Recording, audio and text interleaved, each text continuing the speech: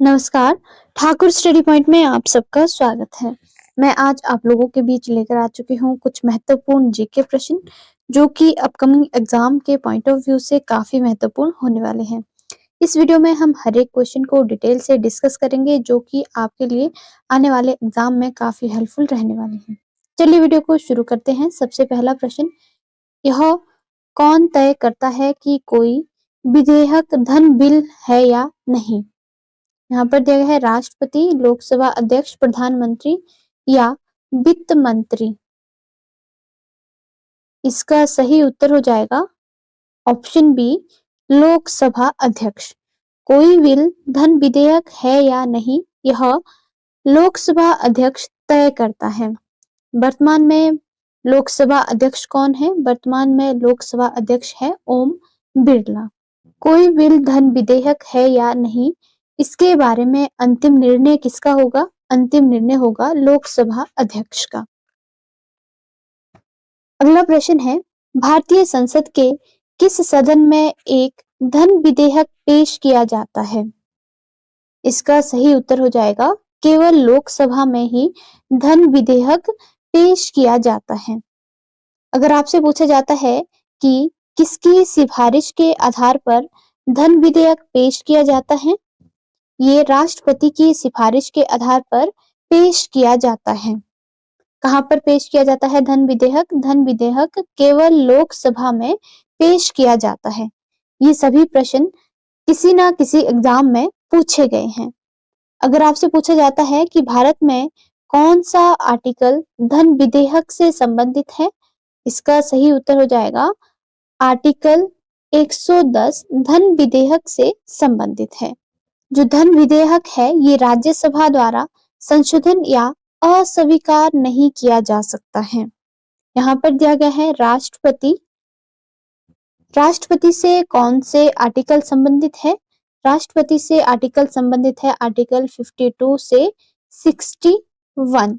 राष्ट्रपति का पद कहाँ से लिया गया है? राष्ट्रपति का पद लिया गया है ब्रिटेन से। कहाँ से लिया गया है राष्ट्रपति का पद? ब्रिटेन से लिया गया है। और राष्ट्रपति के पद की व्याख्या किस आर्टिकल में की गई है? राष्ट्रपति के पद की व्याख्या आर्टिकल 52 में की गई है। अगर आपसे पूछा जाता है कि कार्यपालिका का प्रमुख कौन होता है? कार्यपालिका का प्रमुख होता है प्रेसिडेंट। और अगर आपसे पूछा जाता है कि कार्यपालिका का वास्तविक प्रमुख कौन होता है? कार्यपालिका का वास्तविक प्रमुख होता है प्रधानमंत्री। अगर आपसे पूछा जाता है कि देश का वास्तविक प्रधान कौन होता है? देश का वास्तविक प्रधान होता है प्रधानमंत्री। कार्यपालिका का वर्णन किस आर्टिकल में किया गया है? कार्यपालिका का वर्णन आर्टिकल 53 में किया गया है। अगर आपसे पूछा जाता है कि राष्ट्रपति का कार्यकाल कितना होता है? राष्ट्रपति का कार्यकाल होता है 5 वर्ष। अगर आपसे पूछा जाता है कि क्या राष्ट्रपति को दोबारा चुना जा सकता है या नहीं, इसका सही उत्तर हो जाएगा राष्ट्रपति को दोबारा चुना जा सकता है। ऐसे कौन से राष्ट्रपति थे जो 2 बार भारत के राष्ट्रपति बने हैं? इसका सही उत्तर हो जाएगा डॉक्टर राजेंद्र प्रसाद। अगर आपसे पूछा जाता है कि राष्ट्रपति को शपथ कौन दिलाता है? राष्ट्रपति को शपथ दिलाता है मुख्य न्यायाधीश। और अगर आपसे पूछा जाता है कि प्रधानमंत्री की नियुक्ति कौन करता है? प्रधानमंत्री की नियुक्ति राष्ट्रपति के द्वारा की जाती है। अगर आपसे पूछा जाए कि मंत्रियों की नियुक्ति कौन करता है? मंत्रियों की नियुक्ति प्रधानमंत्री के सलाह पर राष्ट्रपति के द्वारा की जाती है। ऑप्शन में दिया गया था वित्त मंत्री। भारत के वित्त मंत्री कौन है? भारत के वित्त मंत्री है श्रीमती निर्मला सीतारमण। लोकसभा में कुल कितनी सीटें हैं? लोकसभा में कुल सीटें हैं 550। अगला प्रश्न, किस वर्ष राष्ट्रीय गीत वंदे मातरम पहली बार गाया गया? यहाँ पर दिया गया है 1896, 1905, 1903 और 1947। इसका सही उत्तर हो जाएगा ऑप्शन ए 1896 में पहली बार राष्ट्रीय गीत वंदे मातरम गाया गया था। अगर आपसे पूछा जाता है कि वंदे मातरम भारतीय राष्ट्रीय कांग्रेस के किस अधिवेशन में गाया गया था? ये भारतीय राष्ट्रीय कांग्रेस के कलकत्ता अधिवेशन में 1896 में गाया गया था। वंदे मातरम किस भाषा में लिखा गया है? वंदे मातरम संस्कृत भाषा में लिखा गया है। किसके द्वारा? बंकिम चंद्र चटर्जी के द्वारा। किसके द्वारा? बंकिम चंद्र चटर्जी के द्वारा। अगर आपसे पूछा जाता है कि वंदे मातरम कहाँ से लिया गया है? वंदे मातरम आनंद मठ से लिया गया है। कहाँ से लिया गया है? आनंद मठ से लिया गया है, जो कि 1882 में प्रकाशित हुआ था। अगर आपसे पूछा जाए कि पहली बार वंदे मातरम किसके द्वारा गाया गया था? पहली बार वंदे मातरम 1896 में रविंद्रनाथ टैगोर के द्वारा गाया गया था। राष्ट्रीय गीत को संविधान सभा के द्वारा कब अपनाया गया? राष्ट्रीय गीत को संविधान सभा के द्वारा 24 जनवरी 1950 में अपनाया गया था।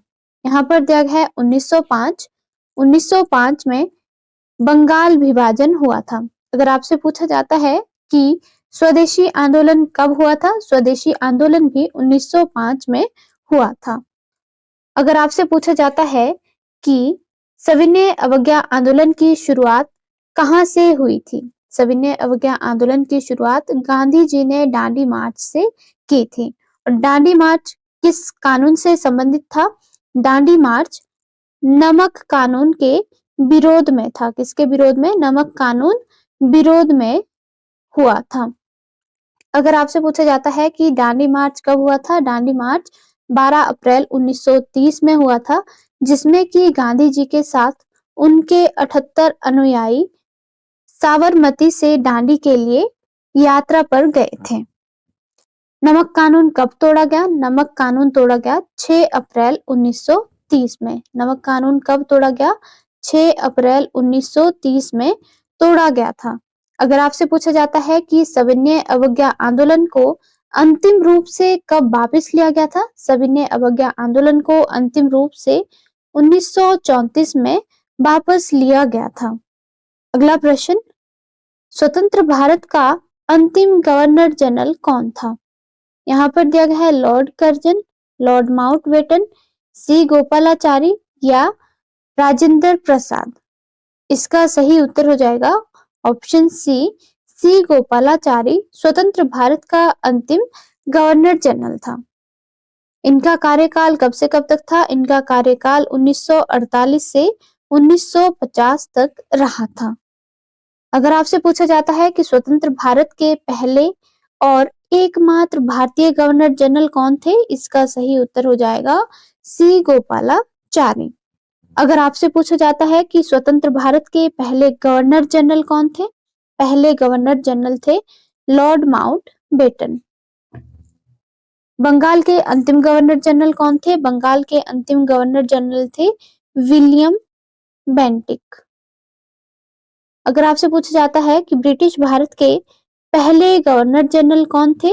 ब्रिटिश भारत के पहले गवर्नर जनरल थे लॉर्ड विलियम बेंटिक। अगर आपसे पूछा जाता है कि स्वतंत्र भारत के पहले गवर्नर जनरल कौन थे? स्वतंत्र भारत के पहले गवर्नर जनरल थे लॉर्ड माउंटबेटन। कब से कब तक? लॉर्ड माउंटबेटन 1947 से 1948 तक गवर्नर जनरल रहे हैं। अगला प्रश्न, घरेलू हिंसा से महिला संरक्षण अधिनियम कब लागू किया गया? यहाँ पर दिया गया है 2006, 2005, 1998 और 2011।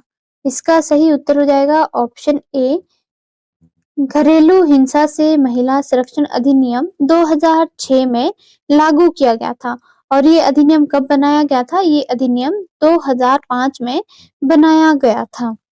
अगर आपसे पूछा जाता है कि यौन उत्पीड़न निवारण अधिनियम कब बनाया गया?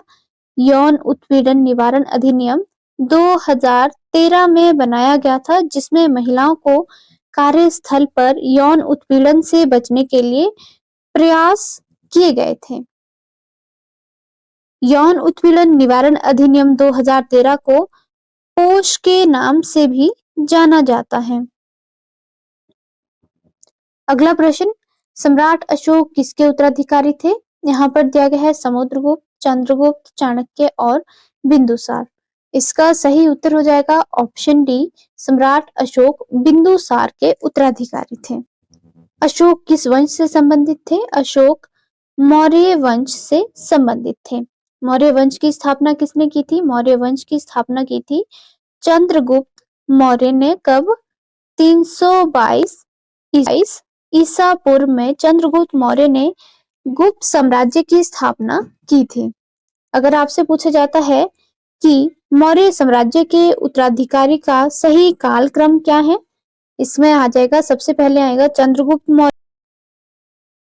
सबसे पहले आएगा चंद्रगुप्त मौर्य, उसके बाद आता है बिंदुसार जिसका शासनकाल 298 से 272 ईसा पूर्व तक रहा था।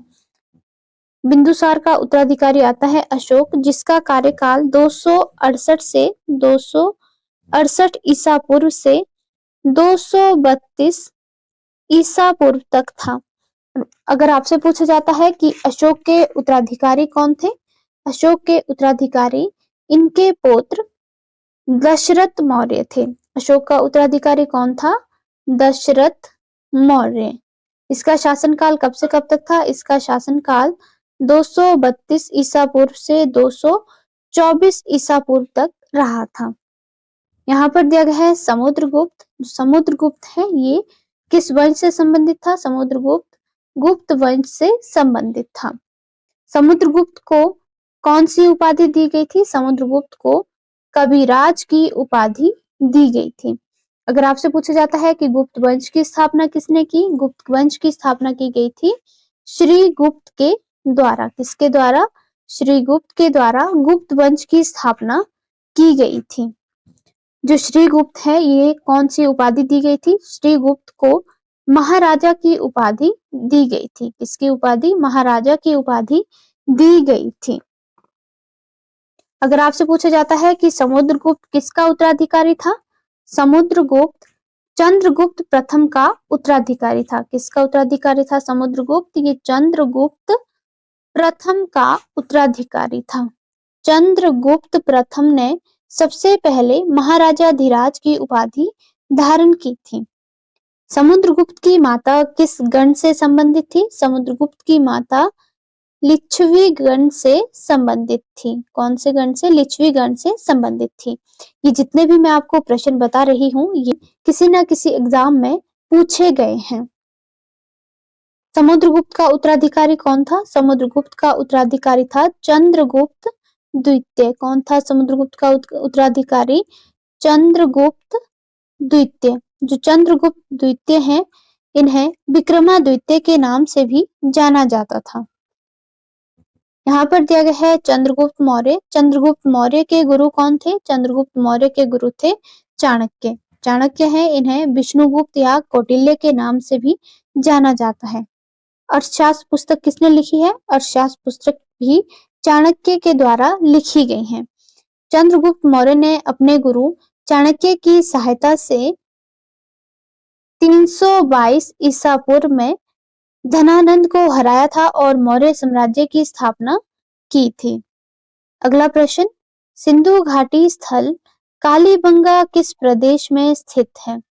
यहाँ पर दिया गया है पंजाब, राजस्थान, गुजरात और कर्नाटक। इसका सही उत्तर हो जाएगा ऑप्शन बी, राजस्थान में कालीबंगन प्रदेश स्थित है। सिंधु घाटी सभ्यता का प्राचीन स्थल कालीबंगा राजस्थान में स्थित है और कालीबंगा में जुते हुए खेत की सतह, 7 अग्निवेदियां और सजी हुई ईंटें और ऊंटों की हड्डियां मिली हैं। जो कालीबंगा किसके लिए प्रसिद्ध है? कालीबंगा काली चूड़ियां बनाने के लिए प्रसिद्ध है। यहाँ पर दिया गया है लोथल। लोथल सिंधु घाटी सभ्यता के समय एक बंदरगाह था। मोहनजोदड़ो में हमें विशाल अनानागार, सनानागार और दाढ़ी वाले व्यक्ति की शैल खड़ी की मूर्ति देखने को मिली है। यहाँ पर दिया गया है चहुंद्रो। चहुंद्रो बिना दुर्ग वाला शहर था और राखीगढ़ी सिंधु घाटी सभ्यता का सबसे बड़ा भारतीय स्थल है। अगर आपसे पूछा जाता है कि सिंधु घाटी सभ्यता का सबसे बड़ा भारतीय स्थल कौन सा है? इसका सही उत्तर हो जाएगा राखीगढ़ी। सिंधु घाटी सभ्यता है ये वर्तमान उत्तर पूर्व अफगानिस्तान से पाकिस्तान और उत्तर पश्चिम भारत तक फैली हुई थी। सिंधु घाटी सभ्यता विश्व की 4 सबसे पुरानी सभ्यताओं में से एक है। इसे हड़प्पा सभ्यता के रूप में भी जाना जाता है और ये किस प्रणाली पर आधारित है? ये ग्रिड प्रणाली पर आधारित है। यहाँ से भी प्रश्न पूछा जाता है कि हड़प्पा सभ्यता किस प्रणाली पर आधारित है, तो आप इसका सही उत्तर क्या देंगे? ग्रिड प्रणाली पर ये आधारित है। अगर आपसे पूछा जाता है कि सबसे पहले सिंधु घाटी सभ्यता का शब्द किसने प्रयोग किया था? इसका सही उत्तर हो जाएगा जॉन मार्शल ने सिंधु घाटी सभ्यता शब्द का उपयोग करने वाले पहले शोधकर्ता थे। सिंधु घाटी सभ्यता रेडियो कार्बन डेटिंग यानी C14 के अनुसार यानी 2500 से 1750 ईसा पूर्व में फैली थी। सभ्यता की सबसे विशिष्ट विशेषता इसका शहरीकरण था। इसके अलावा भेड़ और बकरियां, कुत्ते, मवेशी, भैंस और हाथी सिंधु घाटी सभ्यता के पालतू पशु थे। सिंधु घाटी सभ्यता की राजधानी और प्रमुख शहर कौन सा था? इसकी राजधानी शहर मोहनजोदड़ो और हड़प्पा है।